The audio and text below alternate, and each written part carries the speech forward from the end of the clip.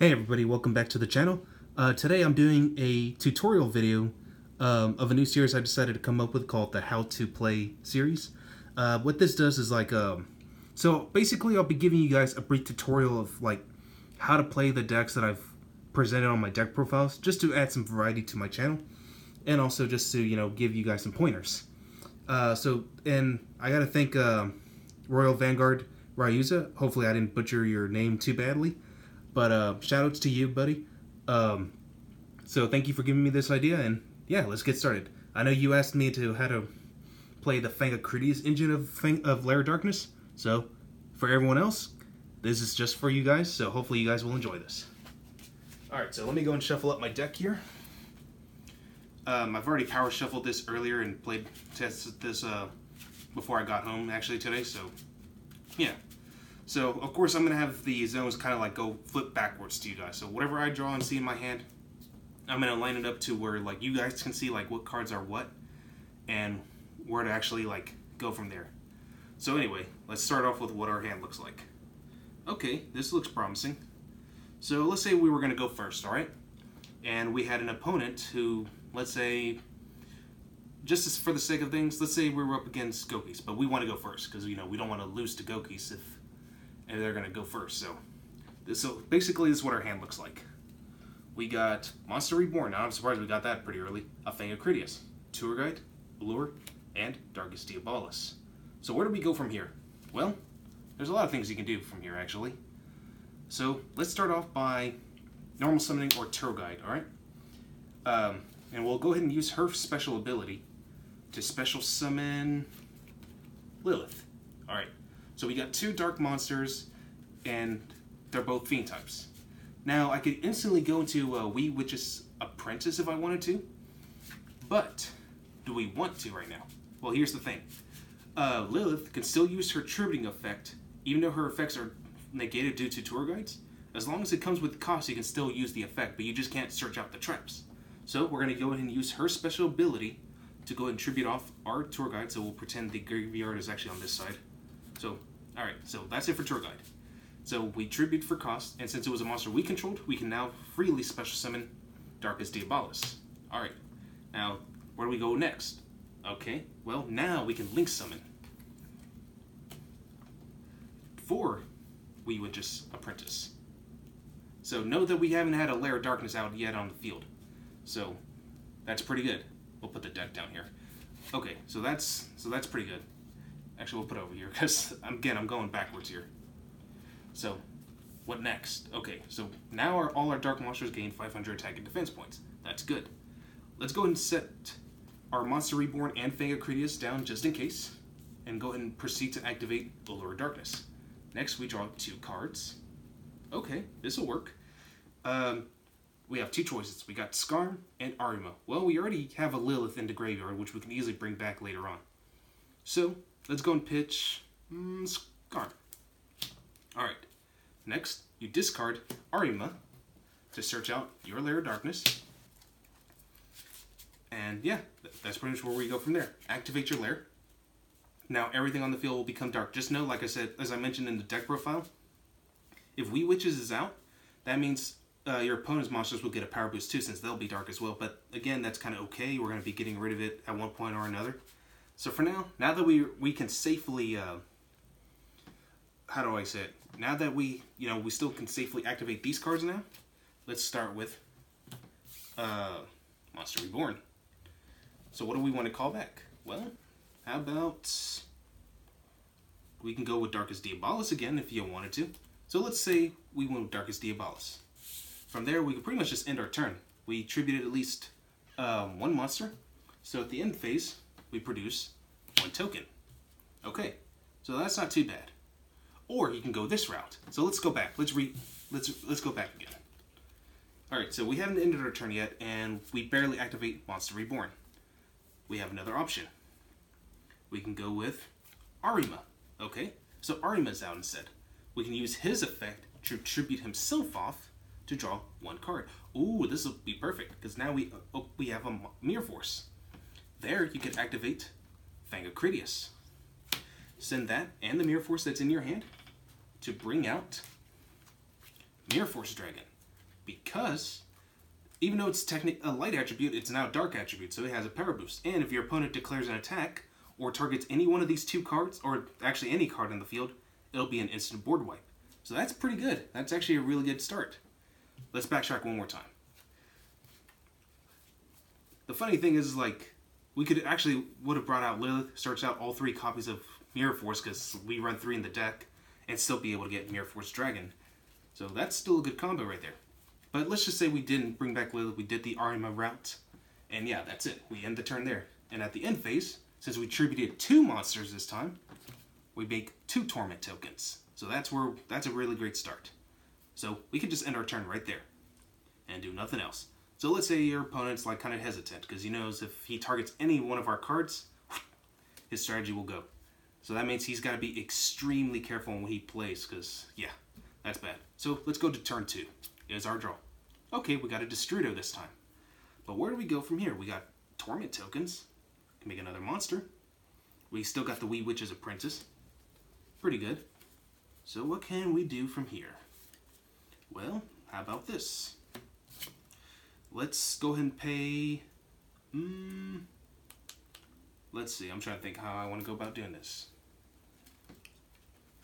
Okay, here's what we can do. Let's go ahead and link summon out. Let's go ahead and get rid of one of our tokens. Yep. To bring out Link Spider. Okay. So far, so good. Now we can go ahead and take away Link Spider and Wee Witch's Apprentice to bring out, or better yet, no. Actually, go back. I got a better idea. Because we got a Cybers, we got a Fiend, and we got a Spellcaster. Yeah, let's go this route. So let's get rid of all 3 of our tokens now. Or our second token plus the Wee Witches and the Link Spider. We're not going to make Raiouza, which, by the way, I kind of, just a heads up, apparently you can make Raiouza in this deck like pretty consistently. I actually overlooked a pretty obvious combo, and I felt really stupid about that, so sorry about that, guys. Well, anyway, we're not going to go for Raiouza, we're actually going to go for Critias. Okay, now this is where it gets interesting, because since Wee Witch's Apprentice left the field, let me just double check. Our card effect, okay, but it has to be destroyed by battle or card effect. Oh well, we can't use the effect of Wee Witch's Apprentice after all. But that would have been busted if we could. But anyway, we'll go with Critias. Now we use Critias' effect to pitch a Dark-type monster to the grave. Let's pitch our new edition Mana Dragon. Alright, because if one of our back row cards gets destroyed, we can bring him back from the grave, or we can summon him from the hand. It doesn't really matter which one. So anyway, once that's done, now we can mill the top 3 cards of our deck. And let's hope we got some good ones too. So let's see, we got 1, oh no, 2, and 3. Okay, not the best mills, but hey, at least we got an extra Diabolos there. So why not? Okay, we've yet to do a normal summon, but we can't summon Destrudo right now, but that's actually okay. So that's not a bad play. But overall, that's pretty much where you can go for, and then just keep going for the OTK. Next draw, another Mirror Force. Yeah. Even if you set that, your opponent decides to pop it, this guy would come out. So, yeah. Overall, not too bad. Let's start off with a different hand and see where we can go from there. Let me shuffle everything back in its place, and yeah. Recap.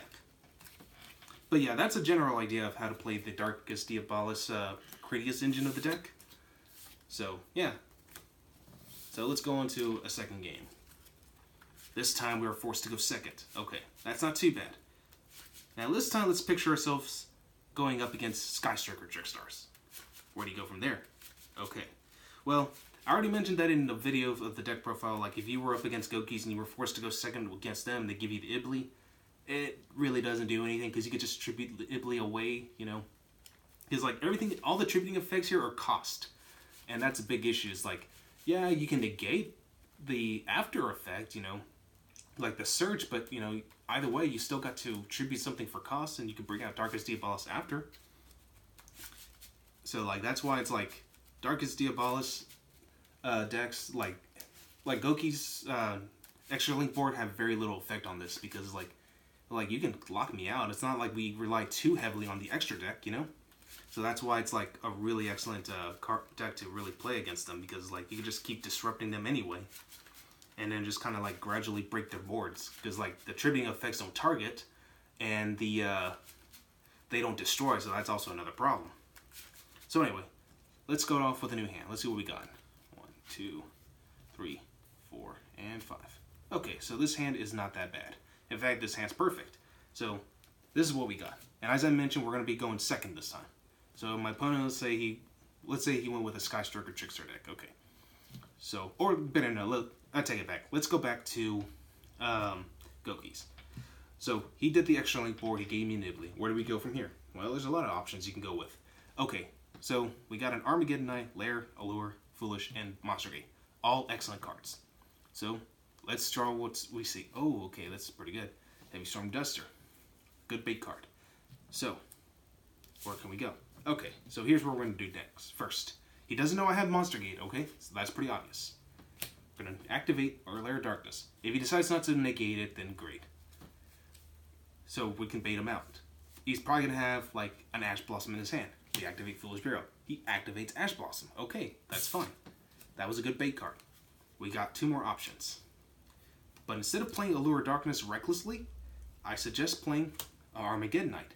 And then we declare to use his effect to pitch a monster. That's when he decides to negate and banish with Tri-Gate Wizard. You're still stuck with an Nibbly. That's bad. But it's not impossible to get out of. Because now that he used his Tri-Gate Negate effect, we can now activate Monster Gate. We get rid of that Nibbly, and now we can excavate until we have a monster that we can normal summon. So, oh hey, this is not too bad. So we got Duke Shade. We'll special summon that guy in defense mode. Alright, so we're still left with 2 options. We got a Heavy Storm Duster and an Allure of Darkness. Let's set this, activate Allure of Darkness, draw 2 cards. Okay, unfortunately that didn't go well as planned, but that doesn't mean we still lost the game. So, now that he's already used up his Tri-Gate Negate, that was a bad idea. Now let's retrack. Let's recap instead. So, what if we didn't have the what do you call it? The monster. What if we did it backwards? What if we Monster Gated, of course, and then force my opponent to negate it. Then we can go with an Armageddon Knight option. Shuffle, go through the deck. This time we're going to go ahead and pitch... let's see. Let's go with... Actually, no. Better yet, we're going to go with Skarn. No. Actually, no. I take it back. Not Skarn. We're actually going to go for Blackwing Steam the Cloak. Yeah, this guy right here.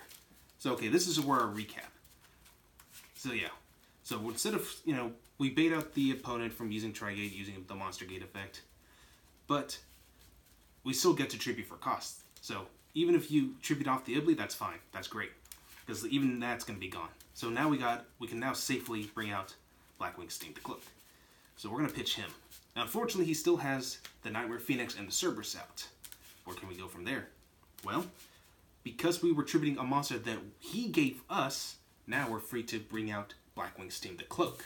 So, we're going to use Blackwing Steam the Cloak's effect from the graveyard to tribute off, let's say, how can we go about doing this? Okay, so let's say we were going to go ahead and tribute off his Nightmare Cerberus, because that's the one that protects them from what do you call it? Monster effects. But before we do that, we're actually going to go with Foolish Barrel, because obviously, now, of course, if he decides to ash it or not, then go ahead, let him go for it. That's fine. We would have just sent Destrudo anyway, but that's fine. But we're still going to get rid of that Cerberus regardless. So, get rid of that Cerberus, special summon Blackwing Steam the Cloak. Okay, so now we got 2 monsters. Not only that, and we also, and we'll most likely have already either broken the Tri-Gate Negate as well, so bear that in mind. So where can we go from here? Well, again, set this Heavy Storm Dusters, play this, draw 2, okay, we'll banish this. He doesn't know we have this, okay, that's fine. Next, we set this card face down, okay. We can pretty much just leave it at that, honestly, because again, Cerberus is gone, and Nibbly's gone. That's perfectly fine. Because now that Tri-Gate no longer has a negate on its hands. So, we can end our turn there, and then produce 2 tokens, because we attributed 2 monsters, Ibly and Cerberus. Why? Because we're going to blow up his entire board. So let's say my opponent didn't top deck the Monster Reborn, or anything that could revive that Cerberus back, because, you know, he knows that his monsters are going to be a sitting duck if they don't have any way to protect themselves. So, okay, he decides to go ahead and declare an attack. But, hold on, he may have chosen to banish one of my cards with Trigate's effect, because it's still co-linked. It might have a co-link of 2, but that's okay. If he chose to banish, let's say, one of these 2 face downs, and he decided to go with this one, which was the Heavy Storm Duster, it gets banished. Okay, so what? Since he banished, I'm now free to special summon. Let me smooth that a little bit. We're now free to special summon our Mana Dragon. And his effect allows me to reset one of my banished spell or traps, or the ones from the graveyard, back to the field. So we'll just go for the Heavy Storm Dusters. That's fine. So he declares an attack. Instant board wipe. Mirror Force. That's how you break the Goki board. So, like, you always gotta, like, think outside the box. What is your best options? That's how you properly play this deck. The Fang of Critias is just really there as a bonus, because the Fang of Critias monsters, like Mirror Force Dragon, is not once per turn. So as long as he targets or attacks, gone. Destruction Dragon. That is a once per turn, though. You can destroy 1 card on his field, and can be any card. If you destroy a monster, you burn it for damage.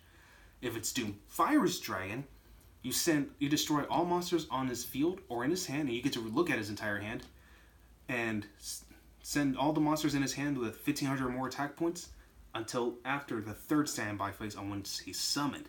So that's why the Fang of Critias is actually unnecessary in this deck, because you can basically keep forcing your opponent to use up all his sources. That's how this deck functions. Like, let him use up his sources, let him overextend. That's how you break his board. Anyway, that's basically it right there, actually. That's really all I can teach you guys on that one. From there on, you pretty much just figure out where you go from here. So that's where the consistency comes from. It's like you're just constantly, like, thinking outside the box. You need to know, like, how to properly disrupt your opponent, and don't, like, overlook a certain combo, you know? But yeah, that's pretty much all I have for you guys today, and I'll catch you guys again next time.